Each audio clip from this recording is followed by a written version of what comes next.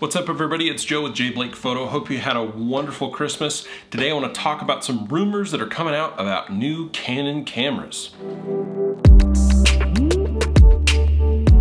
If you've been watching my channel for a little bit, you know that I am shooting on Canon cameras. I'm currently shooting with a 6D Mark II, primarily because it has the flippy outy screen thing that I like so much. And I have been very happy this year going to full frame. Before that, I was shooting with a 7D Mark I, and I have an assortment of Canon lenses and other accessories and equipment. I really do like Canon. I really do believe that each brand has its own kind of personality, and Canon just seems to fit with me. But I know each and every brand has its own aspects and pros and cons and all that. I happen to be a Canon shooter, so if you're shooting Nikon or Sony or Olympus or Fuji or Pentax or any of those brands, this video might not have a whole lot for you, but if you're just super interested in the Canon camera world or the camera world in general, this might be a decent video for you. So we're coming into 2019. As of today, it is the 26th of December 2018. We've got just a couple of days left in this year. Next year, we're going to start off the bat with CES, and then there's going to be a number of announcements, I'm sure, throughout the year about new cameras from Canon. We just got off getting a brand new mirrorless system with a whole new sensor, a whole new mount, whole new lenses, a whole new body, all that stuff. But there's some interesting news in 2019, or coming from what looks like 2019 timeline for some new cameras, new bodies, and new technology. So before we can talk about what is going to be coming, let's just do a brief review of what we have. So let's talk about the Canon camera lineup. And I've made a handy dandy chart, so let's take a look at that. So we've got on the left-hand side of this chart, I've got kind of the price ranges for most of these cameras. This is the MSRP based on Canon's website. This isn't necessarily what you get this camera on Amazon or Autorama or B&H, but this is just what Canon puts on their website. So at the top of the heap, we have the Big Daddy, the 1DX Mark II. This is Canon's flagship shooter. This is primarily marketed at the professional sports photographers, primarily due to its speed. However, it has become very popular with the super high-end vlogging segment. People like Peter McKinnon, and they're primarily shooting this because it does have shooting with this camera because it has a 4K 60 and a 1080p 120 mode available to them, which can be really helpful when shooting travel photography, travel videos, and vlogs. But it's primarily 14 frames per second that really gets it in the hands of some of the best photographers in the sports world. This camera's a couple of years old, so it does have some older technology, but it is still their top of the line shooter. And it currently goes for a $5,500 MSRP. Next, in the full frame professional segment, we have the 5D series. We kind of call it a series because there's a handful of bodies as a part of this segment. Between $3,300 and $3,900, you have the 5DS and the 5DS-R. These are essentially the same camera, but the 5DS-R has its low pass filter disabled. So the 5DS is a super, I think the S stands for sharp. It's a super high resolution body, so it's a 50 megapixel body. Compare that to the 1DX, which is only 20 megapixels. The 5DX is for professional, the 5DS, sorry, is for professional shooters in, I think, a studio environment. It would probably be you're doing print photography, fashion, stuff like that, or really anything where you need just super high resolution, super high megapixels. And then the 5DS-R is the same exact camera, but it has the low pass filter disabled. I think this is primarily for star photography, for stellar photography. So then we have the 5D with no additional letter Mark IV.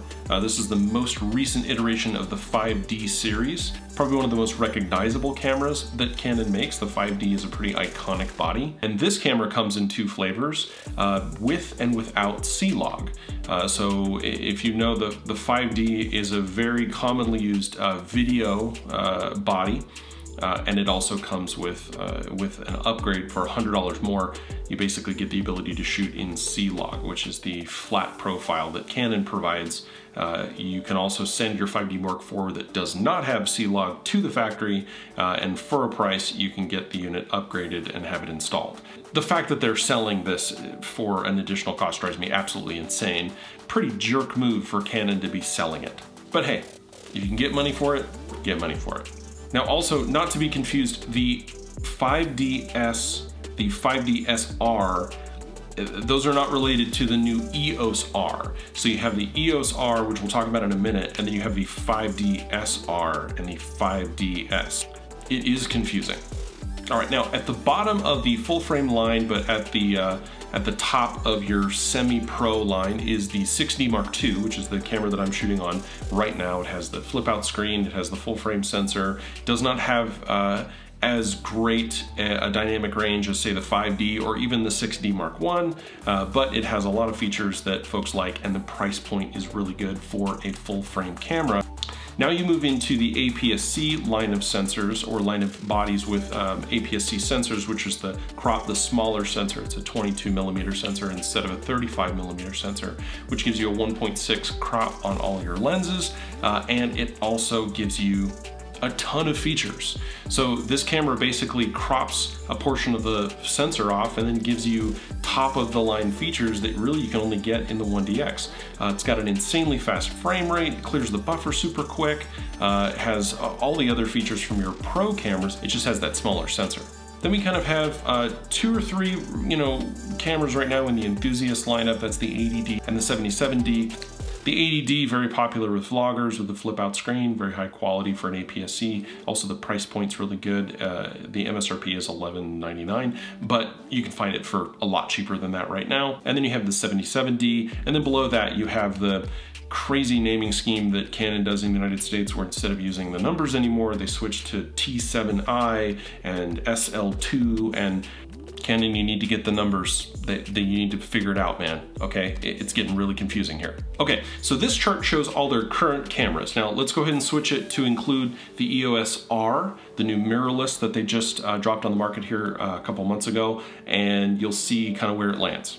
So a lot of people have been unhappy with the pricing of this model and some of the features that are missing and all that sort of thing, but really what you're getting is really high quality sensor, the sensor from the 5D Mark IV, which MSRP is for between, at $3,300. You can get one right now for like $2,600, $2,700. So for $2,000, you get the 5D Mark IV sensor, but for, a good price and a small body. And you get some really great features on the mirrorless side. Again, I know there's a lot of people that are unhappy with that. The reviews are mixed, but it is definitely where Canon wants it to be in the lineup. So now that we've talked about where we currently are, let's talk about the rumored cameras that are out there right now. So the cameras that I've heard rumored from multiple places on the internet and a couple of other sources are, well, it's a mixed bag. So for one thing, I think we're gonna get a 1DX Mark III. And the Canon Rumors site seems to agree with me, but I don't think this is going to be the behemoth of a mirrorless flagship king body that everyone thinks it's going to be, or that wants it to be, to really find, take mirrorless, to the end. Because a lot of times the people who really want that aren't the people who are going to buy it.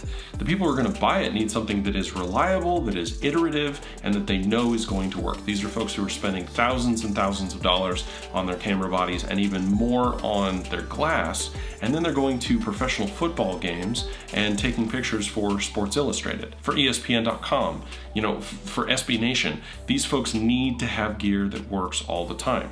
And if it doesn't work, it's their livelihood.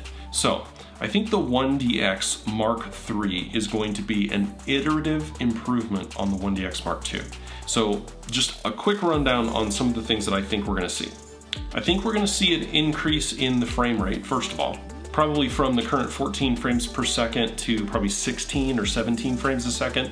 And then in live view, they'll probably take some of the autofocus technology that they are working on the mirrorless side, add that in, probably end up with maybe 20 frames per second with live view, which I think would be a huge boost from the current 16 frames that it can do.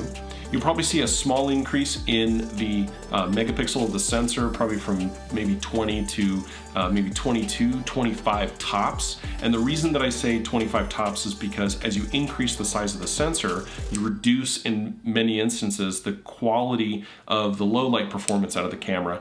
And this is a camera that has to go very fast and sometimes in not the best lit environments. And it has to do it with very little noise.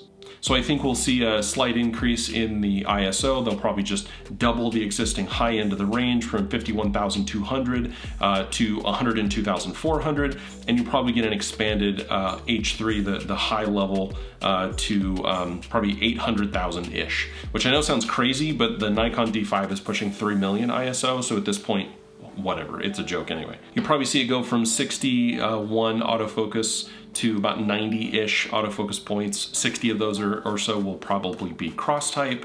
And last but not least, I think the video capability on the camera is gonna go from the current 60 frames per second 4K with a 1.3 crop to that same 1.3 crop, but I think that they'll add an additional couple of compression options. They'll probably keep the current motion JPEG, which I know just drives everybody crazy, but does deliver a huge 800 plus megabytes per second of bandwidth. But I think you'll probably see some additional compression options just to give people a bit of a choice and to speed up workflows.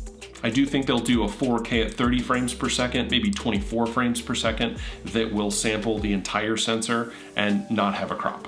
And that's really all I think we're getting out of the new 1DX Mark III, and I don't think it's gonna come until, I think rumors are saying, second half to third quarter of next year. Next is going to be the 5D series. I think we are going to see an update, we're seeing lots of rumors, to the 5D S series, the S and the SR. This, I believe, will be a mirrorless camera, and I think we'll probably see just about what we have in the current 5DS, maybe a megapixel bump from 50 to maybe 60, 65 megapixels, and I think they will switch that into a mirrorless body. Which I know that sounds like a lot, but honestly, this is a very niche camera. It doesn't see anywhere near as much in terms of purchasing, so I think that'll give Canon an opportunity to test the water a little bit more with a higher end version of their mirrorless system. What they're gonna name it, I have no idea. I wonder if they'll call it the EOS RSR. Now, there are also rumors that we're gonna be getting a new 5D Mark V. I don't know about that.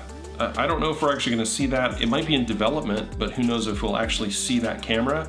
I think Canon is looking very closely at how well the EOS R is going to do, and that will probably determine what they end up doing with that camera. I'm sure that they're currently developing digic processors and the sensor for that camera, but in terms of the body and some of the features and functionality, I think they're waiting. I think that might be something that they're holding off on, or maybe they're doing a dual track development and they've got both cameras in the works and they're just gonna see how the market plays out. They've got to look very closely at how fast those lenses are moving to determine how much more R&D they want to put into that mount right now versus honestly going for the easy money with an update to the 5D Mark V in a DSLR body with a mirror. What would a mirrorless version of the 5D be called? The EOS R5D5. Last but not least, it sounds like we're going to be getting an update to the 7D Mark II. Now, I love the 7D line. I think it is an amazing camera. I think anyone who is looking for the most versatile camera on the market, but is really looking to save a couple of bucks, I really do think that the 7D is kind of an unsung hero in the camera world.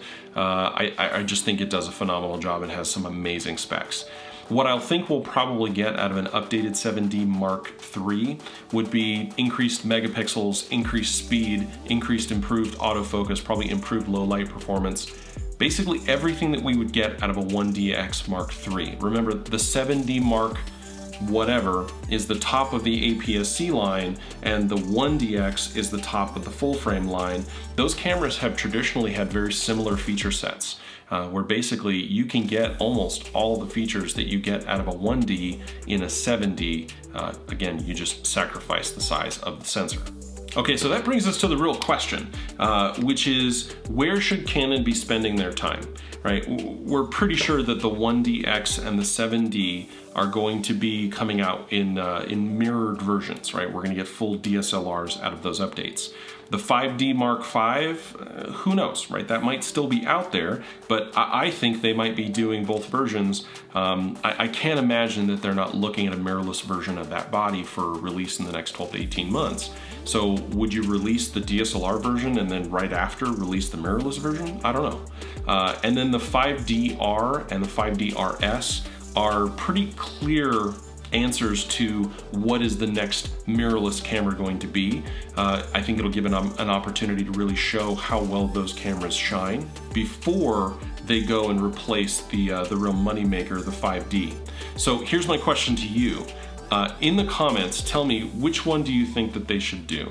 The 5D Mark V or a mirrorless 5D with upgraded megapixels and the features that I think everybody was missing out of the EOS R. So let me know in the comments, what do you think it's gonna be?